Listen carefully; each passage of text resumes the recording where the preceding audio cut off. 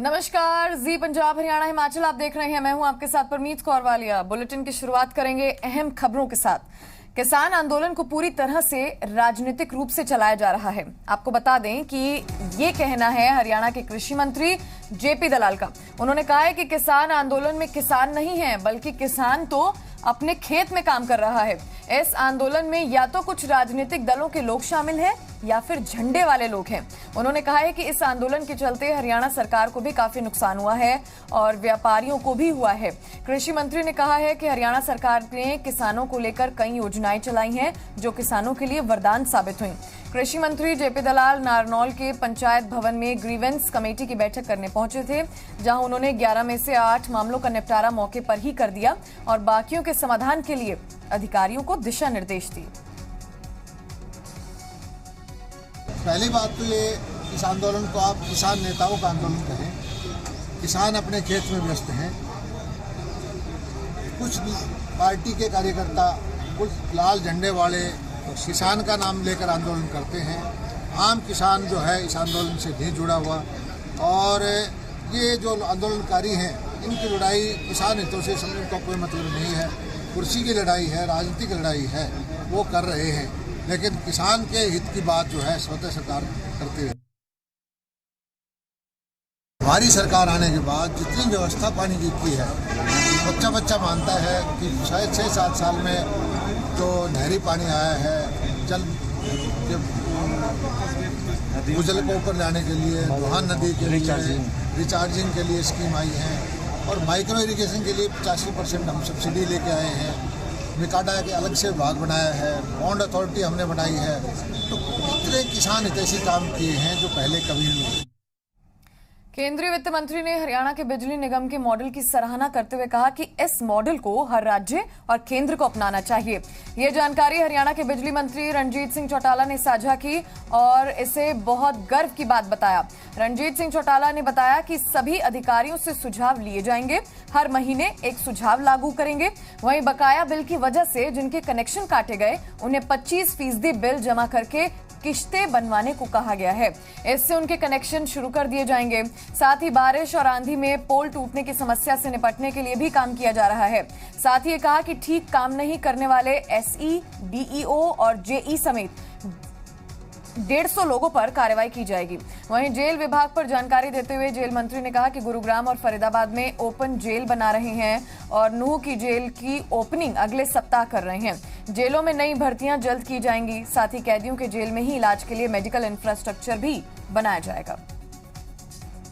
Haryana power में बहुत बढ़िया कर रहा है, और हरियाणा ने जो लाइन लॉस कंट्रोल करा है, मैं ये कहूँगी कि पूरे देश को और सेंटर को भी हरियाणा को मॉडल लेके हमें इसे फॉलोअप करना चाहिए। 25% जो है ना जी, जिन लोगों के फैक्ट्री थी या डोमेस्टिक कनेक्शन थे, जिनके बिल कटे हुए थे, नॉन पेमेंट ऑफ बिल, अगर किसी का बिल आ गया 30 लाख का, अब हमने इसे सिंप्लीफाई कर दिया कि 25% बिल पहले ले, उसके बाद इक्वल इंस्टॉलमेंट्स बना लो। कोई 8 बनाए, 7 बनाए, 10 बनाए, जो जितना अमाउंट है उस हिसाब से इक्वल इंस्टॉलमेंट्स बनेंगी। जेल में हम कुछ सुधार करने जा रहे हैं। हम शायद अगले हफ्ते ही आपके कोई 44 टोटल हैं जिन इश्यूज पर 44 के 44 ही तकरीबन डिसाइड हो गया, क्योंकि वो फाइल इन प्रोसेस है। अभी डीजीपी साहब पे आ गई, एलआर से अप्रूव होगी, फिर होम सेक्रेटरी पे जाएगी, फिर उसके बाद मेरे पे आएगी, फिर सीएम साहब से लेंगे, फिर कैबिनेट से अप्रूवल लेनी पड़ेगी। मैं समझता हूँ इसमें 10 दिन लगेंगे। इसमें हम कुछ चीज़ें कर रहे हैं। एक तो हमारी ओपन प्रिजन जैन एक नया कॉन्सेप्ट है। ओपन प्रिजन जो है वो हम फरीदाबाद और गुड़गांव में 2 जगह ओपन जेलें बना रहे हैं, जो नए कॉन्सेप्ट से बन रही है। सीएमओ हरियाणा की तरफ से ट्वीट किया गया है कि हरियाणा सरकार ने किसानों के लिए अच्छी गुणवत्ता का 98,128 क्विंटल गेहूं का बीज तैयार किया है, जिसमें हैफेड के WH 1105, WH 1124, HD 3086, HD 2960 और HD 3226 शामिल है। ये बीज प्रदेश की सहकारी विपणन समितियों और पैक्स के आउटलेट्स पर 1000 प्रति 40 किलो की दर से उपलब्ध करवाया जाएगा। प्रदूषण के मुद्दे पर हरियाणा के बिजली मंत्री रणजीत सिंह चौटाला दिल्ली के मुख्यमंत्री अरविंद केजरीवाल को घेरते नजर आए और ये कहा कि दिल्ली के सीएम अरविंद केजरीवाल अपने ऊपर से बात टालने की पराली से प्रदूषण होने की बात कहते हैं, जबकि दिल्ली का अपना ही प्रदूषण ज्यादा है। लाइन में कई गाड़ियां खड़ी हो जाएं तो उनका धुआं ज्यादा हो जाता है। इम्प्लीमेंट करने का काम के लिए वो ये कहते हैं कि पराली का धुआं पंजाब हरियाणा से आ रहा है। पराली का धुआं इतना नहीं आता। पराली का धुआं आप हम बाहर निकलने नहीं दिखेगा, आप रोहतक सोनीपत घूमेंगे नहीं नजर आएगा। दिल्ली में जो अपना पोल्यूशन है वो ज्यादा व्हीकल्स का है। इतनी गाड़ियां लाइन की लाइन, जब एक पॉइंट आता है उस पर जब 1000 गाड़ी खड़ी हो जाएंगी और 3-3 लाइनें बनी हैं तो धुआं तो सारा वो है। सिरसा जिले में पराली जलाने के मामले लगातार बढ़ रहे हैं। इस बीच जिला प्रशासन ने पराली जलाने के 250 मामलों में से 150 किसानों पर जुर्माना भी लगाया है। डीसी अनीश यादव ने बताया कि बीते साल पराली जलाने के 850 मामले सामने आए थे, लेकिन इस साल अब तक 250 मामले मिल चुके हैं। उन्होंने कहा कि पिछले साल का आकलन करने के बाद इस बार 69 गांवों को चिन्हित किया गया है और अब उन गांवों को रेड जोन और येलो जोन घोषित किया है। उन्होंने कहा कि रेड और येलो जोन पर इस बार विशेष निगरानी रखी जा रही है ताकि इन गांवों में पराली जलाने के मामलों को रोका जा सके। साथ ही बताया कि अब तक 150 किसानों पर 3,70,000 का जुर्माना लगाया जा चुका है। लास्ट ईयर जो हमारे जो सॉइल बर्निंग के केसेस थे जिला सिरसा में वो 850 के करीबन थे।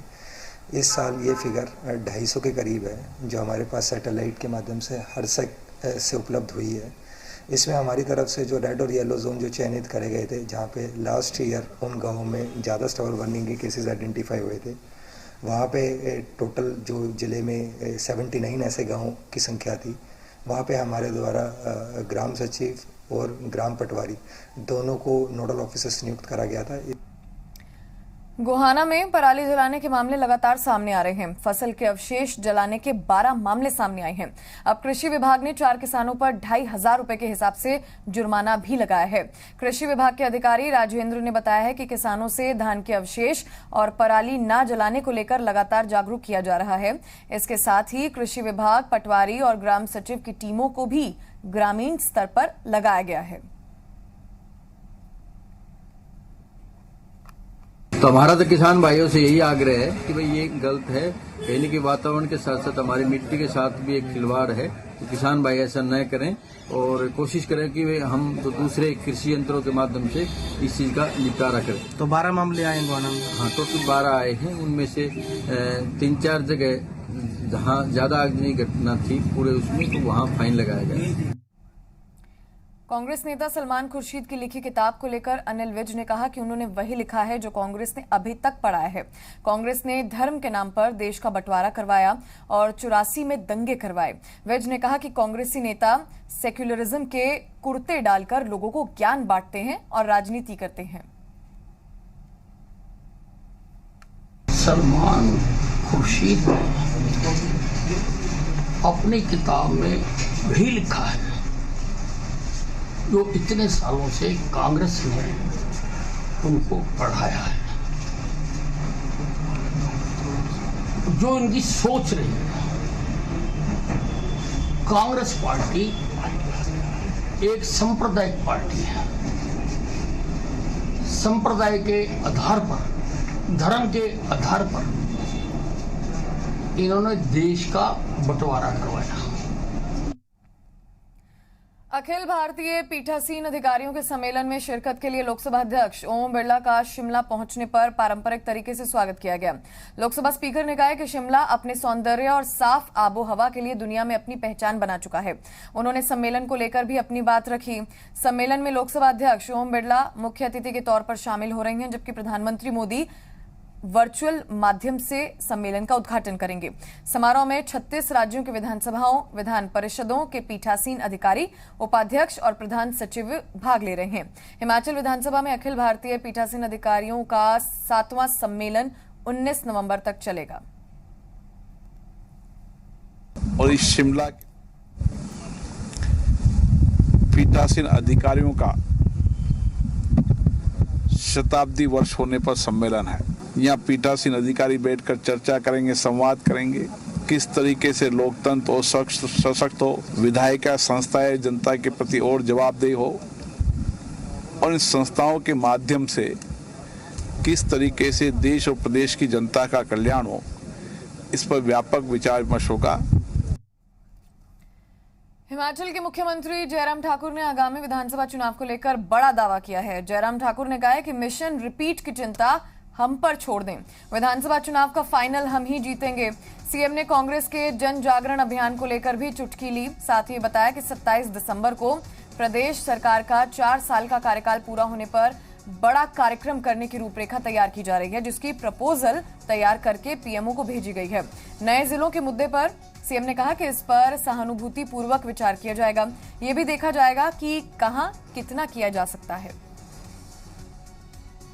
देखिए, सभी पार्टियां जब चुनाव आता है तो कोई न कोई कार्यक्रम निर्धारित करते हैं। उनकी पार्टी ने तय किया है, राष्ट्रीय स्तर पर कार्यक्रम तय किए हैं और प्रदेश में जिन जिन प्रदेशों में चुनाव है उनके वहाँ के हमारी पार्टी भी तय कर रही है। अब लोगों के बीच में अपने प्रदेश सरकार की योजनाओं को, केंद्र सरकार की योजनाओं को किस प्रकार से पहुँचाना है, इसके लिए प्रभावी ढंग से हम मैकेनिज्म डेवलप कर रहे हैं। हिमाचल प्रदेश के मुख्यमंत्री जयराम ठाकुर एक दिवसीय दौरे पर धर्मशाला पहुंचे, जहां सीएम जयराम ठाकुर ने राष्ट्रीय प्रेस दिवस की बधाई दी। आतंकी संगठन लश्कर-ए-तैयबा के धमकी भरे पत्र पर सीएम जयराम ठाकुर ने कहा कि धमकियों का संज्ञान लेने की जरूरत तो होती है, लेकिन इससे बहुत ज्यादा चिंतित होने की भी जरूरत नहीं होनी चाहिए, क्योंकि ऐसे टेररिस्ट थ्रेट पहले भी मिले हैं और हमारी इंटेलिजेंस एजेंसीज अलर्ट हैं। मुख्यमंत्री ने कोरोना के बढ़ते मामलों पर चिंता जाहिर की और ये कहा कि पिछले एक हफ्ते में कोरोना से 100 से ज्यादा लोगों की मौत हो चुकी है, जो कि चिंता का विषय है। मुख्यमंत्री ने इसे कोविड की एक अनएक्सपेक्टेड लहर बताया, जिसके चलते सभी जिलों के जिलाधीश और सीएमओ से बातचीत की है, जिसमें ये सामने आया है कि ज्यादातर मौत के मामले होम आइसोलेशन में आए हैं। ऐसे में हमें होम आइसोलेशन को और बेहतर करने की जरूरत है, क्योंकि इस तरह की टेररिस्ट थ्रेट्स जो हमको पहले भी मिली है। 15 अगस्त के लिए झंडा फहराने पर बहुत ज़्यादा थ्रेट्स मिली है और सभी प्रमुख नेताओं को मिली है और मुझे तो बार बार मिली है। तो ऐसी स्थिति में अलर्ट रहने की आवश्यकता तो जरूर है। वो हमने कहा है विभाग को, पुलिस विभाग को और सारी हमारी जो जितनी भी एजेंसीज हैं इंटेलिजेंस की, लेकिन मैं समझता हूँ कि बहुत चिंता का विषय नहीं होना चाहिए। ये चिंता का विषय है हम सब के लिए और अनएक्सपेक्टेड ये एकदम बीच में एक सर्ज है हमारे कोविड के इसके मामलों में, लेकिन फिर भी उसके बावजूद भी मैं देख रहा हूँ कि अब धीरे धीरे वो नंबर जो है वो 3-4 दिन एक साथ इकट्ठा उसमें बड़ा नंबर आया, लेकिन अब उसमें धीरे धीरे वो नंबर वो कम होता जा रहा है। सेंट्रल यूनिवर्सिटी पर हिमाचल सरकार 10 दिसंबर तक अपनी स्थिति स्पष्ट करे, ये कहना है ऑल इंडिया कांग्रेस कमेटी के सचिव एवं पूर्व मंत्री सुधीर शर्मा का। सुधीर शर्मा का कहना है कि लंबे समय से देहरा और धर्मशाला के बीच सीयू को लेकर बैडमिंटन मैच खेला जा रहा है और सीयू को शटल बनाकर रख दिया गया है। सुधीर ने कहा है कि धर्मशाला के हकों को दिलाया जाएगा, इसके लिए कांग्रेस पीछे नहीं हटेगी।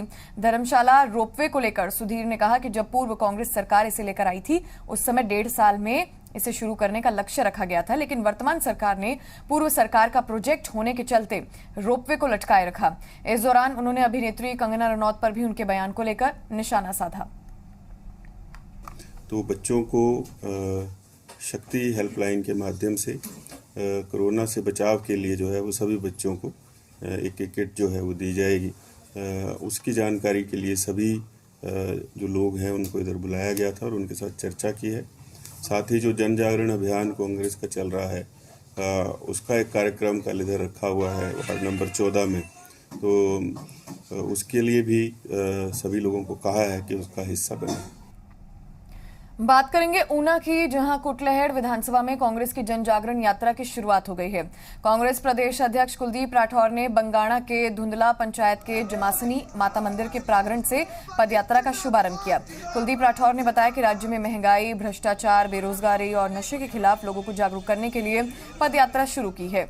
इस दौरान बीजेपी सरकार की जन विरोधी नीतियों को लेकर जनता को जागरूक करेंगे। साथ ही ये दावा किया कि 2022 के विधानसभा चुनाव में भी कांग्रेस की जीत होगी। देखिए, अब अगर कोई खुशफहमी में रहना चाहे तो उसका कोई इलाज नहीं। अगर वो इस खुशफहमी में रहते हैं तो बहुत अच्छी बात है। हमारे लिए तो राय और ज़्यादा आसान हो। हमने 4 सीटों पे अभी उन्हें हराया है, 1 लोकसभा और 3 विधानसभा। हम उन्हें जो है 2022 में भी बहुत बड़ी शिकस्त देने वाले। शिमला से बीजेपी सांसद सुरेश कश्यप ने नाहन में जिला विकास समन्वय और निगरानी समिति बैठक की, जहां सांसद ने केंद्रीय योजनाओं को लेकर अधिकारियों से फीडबैक लिया। सांसद सुरेश कश्यप ने कहा है कि बैठक में केंद्र की तरफ से चलाई जा रही करीब 41 योजनाओं पर समीक्षा की है। उन्होंने कहा है कि कई विकास कार्यों में लंबे वक्त से देरी हो रही है। अधिकारियों को इन कार्यों में तेजी लाने के निर्देश दिए हैं। उन्होंने कहा है कि अधिकारियों को साफ तौर पर कार्यों को मार्च 2022 से पहले से पूरा करने के निर्देश दिए। ये बैठक कोविड के कारण काफ़ी लंबे समय से हम नहीं कर पाए थे फिजिकल रूप से, लेकिन आज फिजिकली बैठक रखी गई है और बहुत सारे काम जो कि केंद्र प्रायोजित योजनाओं के हैं, उसमें चाहे PMGSY है या जल जीवन मिशन है या फिर अन्य बहुत सारी योजना, उज्ज्वला योजना है, मनरेगा की बात हम करें, ऐसे ने बहुत सारी अन्य योजना है जो कि जिनकी किस प्रकार से उस कार्य को आगे बढ़ाया जा सके, उसको लेकर हमने बैठक की है। बात करेंगे शिमला के, जहां रामपुर में अंतर्राष्ट्रीय लवी मेला आयोजित नहीं किए जाने के मुद्दे पर कांग्रेस ने सरकार को घेरना शुरू कर दिया है। रामपुर से कांग्रेस विधायक नंदलाल ने कहा है कि इस मामले को हिमाचल विधानसभा में उठाया जाएगा। उन्होंने कहा है कि प्रदेश में सभी मेले आयोजित किए जा रहे हैं, लेकिन रामपुर में कोरोना की आड़ लेकर सरकार ने जानबूझकर मेले का आयोजन नहीं किया। हमारा एक काम रोको प्रस्ताव होता है 67 के नियम 67 के अंदर आपको विधानसभा में लाएंगे, या तो हमारी बात सुनो या काम रोको। ये किसी से छुपा नहीं है कि रामपुर में जो 20 से 25 साल का जो युवा है, आज टोटली अधिकतर युवा नशे में फंसा हुआ है। चंबा में गंदम की फसल के लिए बिजाई करने वाले किसान बारिश न होने से खासा परेशान हैं। किसानों का कहना है कि खेतों को तैयार करने के लिए बारिश की जरूरत होती है, लेकिन बिजाई का सीजन निकल रहा है, बारिश नहीं हो रही है। अगर 1-2 दिनों में बारिश नहीं होती है तो फसल की पैदावार कम होगी, जिससे किसानों को खासा नुकसान होगा। खनी हो कर दीजिए, बरखा होता है तब बाणी मक्की का भी यही हाल है, एंड टाइम पर छड़ी जाता कच्ची बस दूध पे कुछ छड़ी जानी मक्की भी, आई कणक का भी सही हिसाब है। जी कुकड़ी वाली फसल नहीं है तैयार कर ली है सीधे बड़ी टुकी अंदर ली तो इसका आगे कणक बाणी है, जरा बरखे भी शॉर्टेज है, इस वजह का जमीन तैयार कर ले रही है, फसल तो बाणी जो है। देखो जी, ये मक्की फसल कट्टी रखी अब मौसम की मार कन्नै कणक बीजने की बीजनी है, देखो बुरी हालत है। खेतों तैयार कर छड़े ते बरखे होने वजह कन्नै असीं फसल नहीं बाई सकते जी कणक दी।